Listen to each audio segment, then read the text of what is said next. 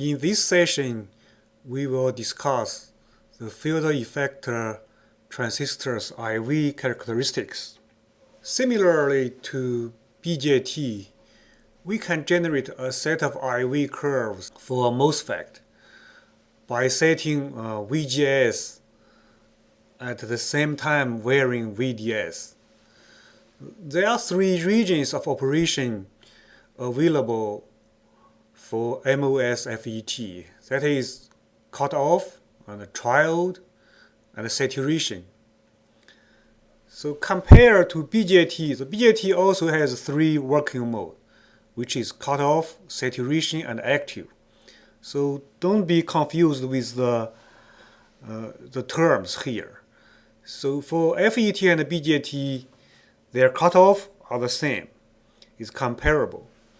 And for FET's triode is equivalent to BJT's saturation.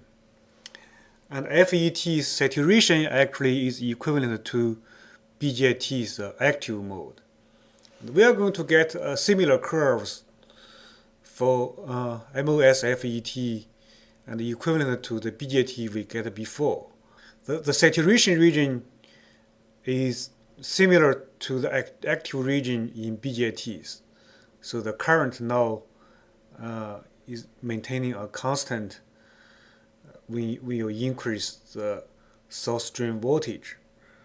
But the current level will be changed if we apply a different level of VGS here. So in these three regions, their current will be different. And here is the summary of their current. In cutoff region, VGS is less than VT, which means there's no channel induced. Now the current equals 0. So ID equals 0. So in triode region, the channel is induced, but VDS is less than VGS minus VT, and the current is changing but nonlinearly with VDS here. As you can see, the nonlinear term. And we have the linear term and the nonlinear term with respect to VDS.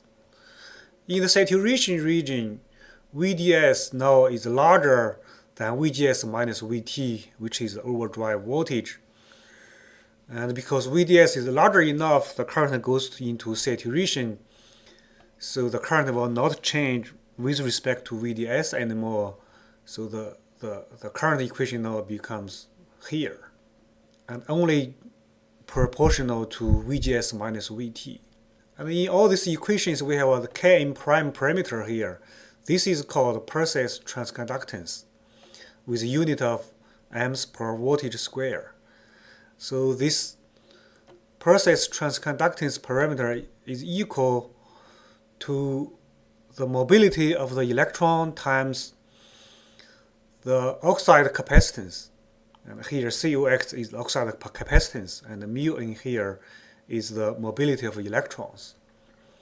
Now the oxide capacitance equals epsilon OX divided by TOX, as we discussed before. So now let's take a look at the details in these three regions and what happens. In the cutoff region, as we mentioned, for enhanced type MOSFET, we first need to induce the channel. For NMOS, this means we need to have our VGS larger than VT. Now, if our VGS is less than VT, there is no channel induced. So the device is cut off. So we are not going to have a current through the device. So the IDS equals 0. In the triode mode, we must first induce the channel, which requires to have our VGS larger or equal and VT. VT is our threshold voltage for inducing the channel. We must also keep the source drain voltage, VDS, small enough so the channel is continuous, so the channel is not pinched off. Now this requires VGD larger than VT, or equivalently, this VDS should be less than VGS minus VT, or VDS less than the VOV. In this region, we have this nonlinear curve here, nonlinear equation to describe the curve. And we have a linear term and plus a nonlinear term. In summary, in triode mode, we require VGS to be larger or equal VT, and also need to require VGD is larger than VT.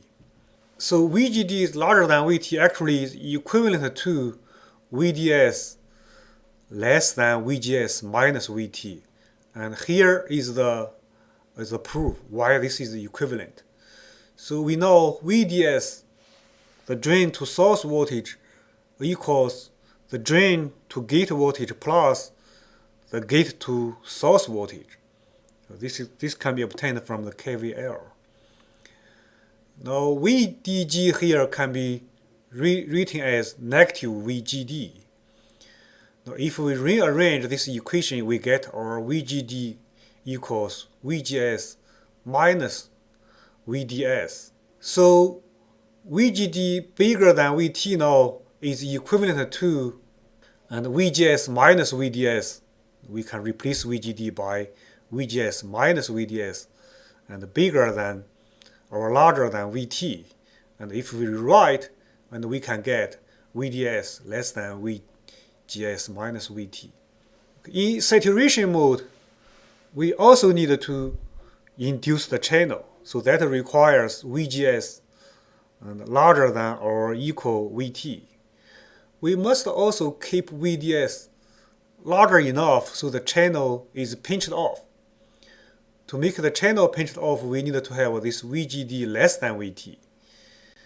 So also equivalent to and VDS larger than or equal to VGS minus VT. And in this region, and we have our current equation. If VGS minus VT is fixed, so this current is going to be a constant. Now here is the plot of an enhanced type NMOS in saturation mode and a cutoff mode. And look at here, when the current equals 0, that is because VGS is less than VT and the channel is not induced yet, so it works in the cutoff mode. And once we increase our VGS, make VGS larger than 0, and then we can get into the saturation.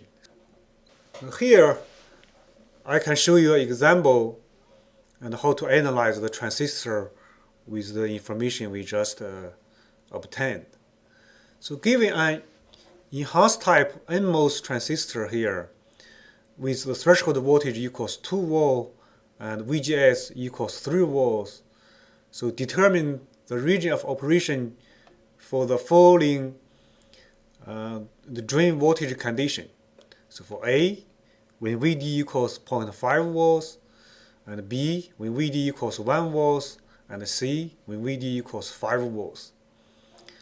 And remember, for 3 different modes of the transistor, in the cutoff region, so VGS needs to be less than VT. And in the trial mode, the VGS needs to be larger than VT, but also requires VDS less than VGS minus VT. And in the saturation, we need to have a VGS larger than or equal VT, and also requires the VDS need to be larger than or equal VGS minus VT. Now let's take a look at these 3 conditions of VD here.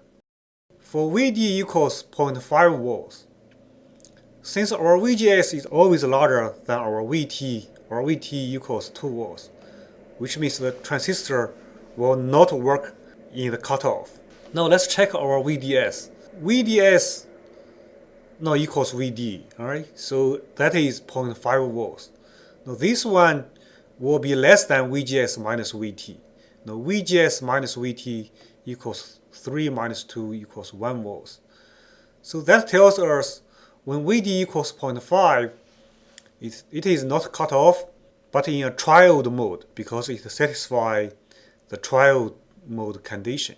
When VD goes to 1 volt, we still not in the cutoff region because the VGS is 3 and VT is 2, and VGS larger than VT.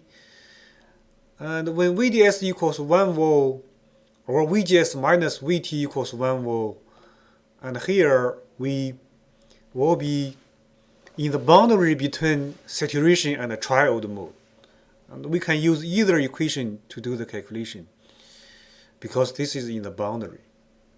When VD equals 5, again, it is not a cutoff for the same reason as before, but VD equals 5 now, the VDS now is going to be larger than VGS minus VT.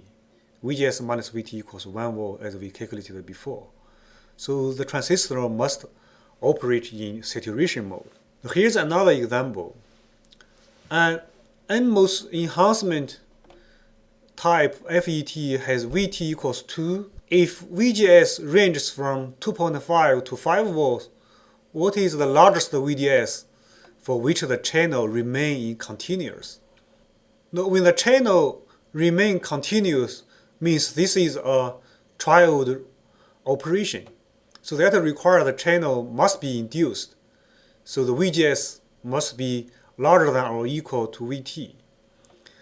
Now we must also keep this VDS small enough so the channel will not be pinched off, which means it's continuous. Now that requires our VGD larger than VT, or equivalently our VDS need to be less than VGS minus VT. So therefore, and we can figure out how much is our maximum VD here. So maximum VDS should be less than 2.5. We choose the 2.5 because this is the lowest value of VGS. We should use the lowest value of VGS and here. And 2.5 minus 2 gives us 0.5. So our maximum VD voltage needed to be less than 0.5 in order to make the transistor remain in the triode mode, or let the channel remain continuous. Similarly to BJT, there also are early effect for FET here. Now in the real situation, in the saturation region, the current actually is not constant. It will slightly increase when we increase VDS, and which can be governed by these two equations here. These two equations are exactly identical if we define a lambda here equals 1 divided by VA. And VA is the early voltage as we defined similarly to BJT. If we extend the line, they will merge to one point. That gives us the VA. From this curve, we can define the same thing as we defined for BJT, which is the output resistance, which can be calculated from the slope of this curve in saturation. And this curve can be calculated by delta V divided by delta I if we pick up any point. Notice here, if we pick up different curve, we will get different output resistance. And this is the same thing as we discussed in BJT.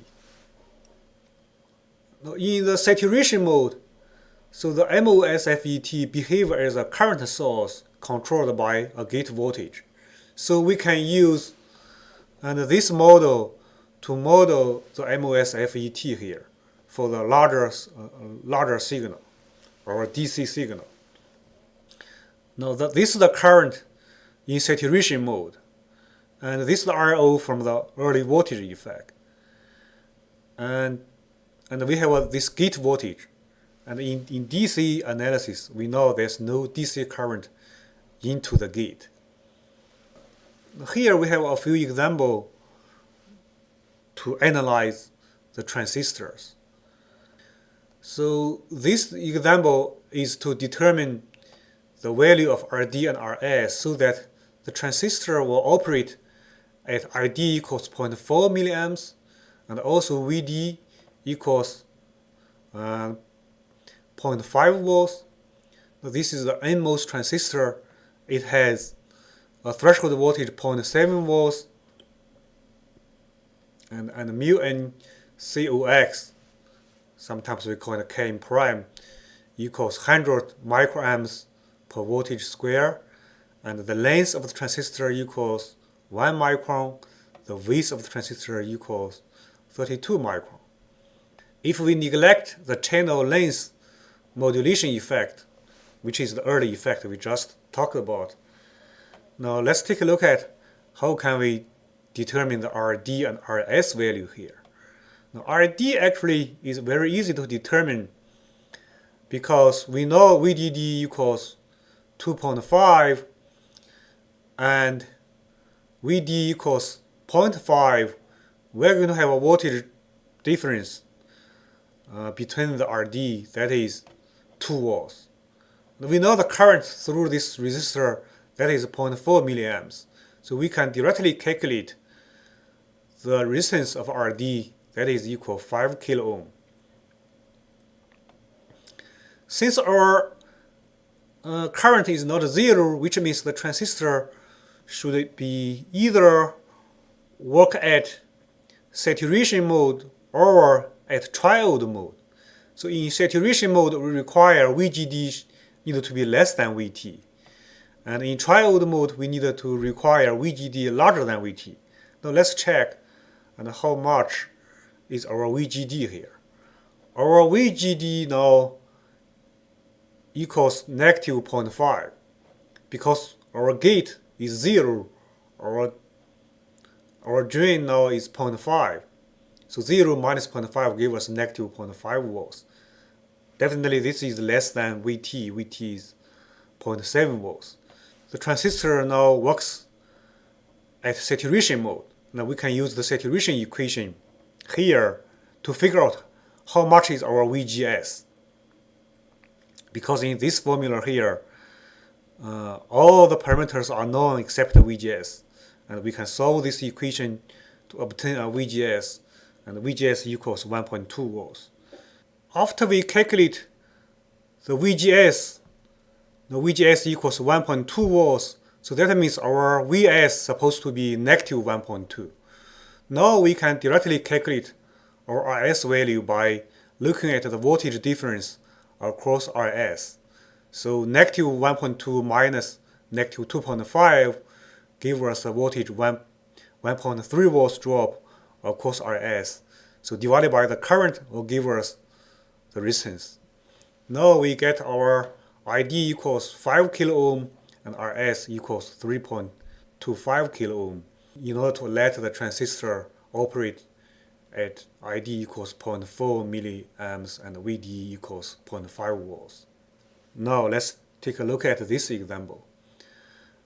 In this example, we need to find the value of R here that will result in VD equals 0.7 volts. Now this is also an NMOS transistor. It has a threshold voltage equals 0.5 volts and mu n COX equals 0.4 milliamps per voltage square. The length equals 0.18 micron and width equals 0.72 micron. Now in this analysis, we're also going to neglect the early effect or the early voltage effect. Now we can calculate our width over length ratio will give us a 4 here, and we can also verify the transistor now works at saturation mode because now VGD equals 0 definitely is less than VT. And by the way, when we connect the gate and the drain, the transistor will either work at saturation mode or work in the cutoff mode. Now let's verify the transistor will not work in the cutoff mode. Now there's two reasons we are seeing the transistor is not working at the cutoff mode. Now if the transistor works at the cutoff mode, because there's no current through the transistor and also there's no current through this resistor, and the voltage here VD will equal 1.8. So we will never be able to achieve VD equals 0.7 volts as we required. And also now VG equals 1.8. Now if VG equals 1.8, which means VGS equals 1.8. Now this is going to be larger than our VT, which is 0.5. When VGS is larger than VT, and we're going to induce a channel, right? Once we have a channel induced, and we have this bias voltage and VDS, and we should see a current. So which means that's not possible for the transistor work at cutoff. This only means the transistor works at saturation mode. Using the saturation mode equation here, and we can plug in all the value and we have, and then we are able to calculate our current. And with the current available, and then we can calculate the resistance, and based on the voltage drop, of course, this resistor, and through this equation here, right? So the simple equation will give us R value equals 34.4 kilo ohm. Now, let's take a look at the last example. The last example is to design the circuits below for a drain voltage equals 0.1 volts here. Also determine the value of RDS. So RDS, we call it the effective resistance between the source and the drain. Now, by considering source and the drain as some equivalent components, we can define this effective resistance. So this is also an NMOS transistor which has a threshold voltage equals 1 volt and Kn prime W over L equals 1 milliamps per voltage square, and again neglect the early effect. This transistor must operate in the triode region or operate at a triode mode. That is because our VDS is less than VGS minus VT. And VDS equals 0.1. VG now actually equals VDD, right? That is 5. Now, VGS minus VT will give us 5 minus 1 give us 4. So this is 4 volts, and the left hand side VDS is 0.1. So this must be true. So this is a triode mode operation.